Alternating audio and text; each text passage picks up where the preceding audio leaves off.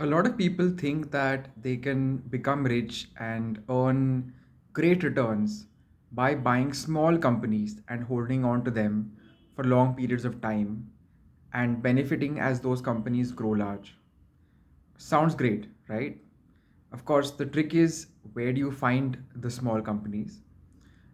So one answer has come this week with Motilal Oswal launching a Microcap 250 index fund. So let's understand this in a bit more detail. An index fund is a fund which just tracks an index; it doesn't try to actively beat it. And microcap is companies which are less than the top 500 companies in size. Now, is this fund right for you? There are a bunch of challenges, and you can read more about that in today's Mint newspaper. Number one, the challenge is that one of liquidity. So these companies have, on average, a daily trading volume of just 5 crores.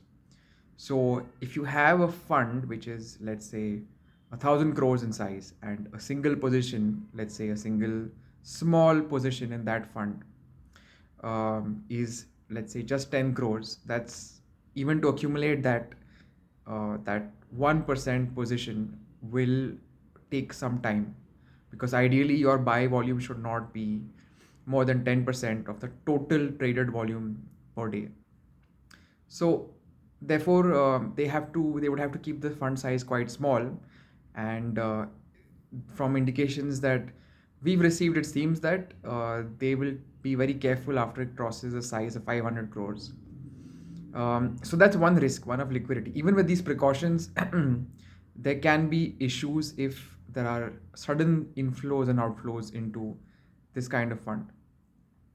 The second issue is one of tracking error. So this comes into play because of the nature of microcap companies. So every year, around 7% of the large cap index gets rebalanced, as in 7% of companies I go in or go out or come in. Um, in case of the micro cap index, that is as high as 25%, according to research by FISDM. Now, what's the problem with this? When a rebalancing happens, the index fund tracking the index also has to rebalance. And this process again encounters the same liquidity issue. They have to suddenly sell a lot of stocks, they have to suddenly buy a lot of other stocks. This might not be possible if there isn't much shares being traded in those companies to begin with. In addition, a lot of the what is called free float market cap, or shares which are not held by the promoter, in case of microcap companies, are actually indirectly held by the promoter. So it might not, that set of shares might not even be available. The actual free float might be lower than what appears on paper. So all of these risks are there, making an index fund's life rather difficult in the microcap space.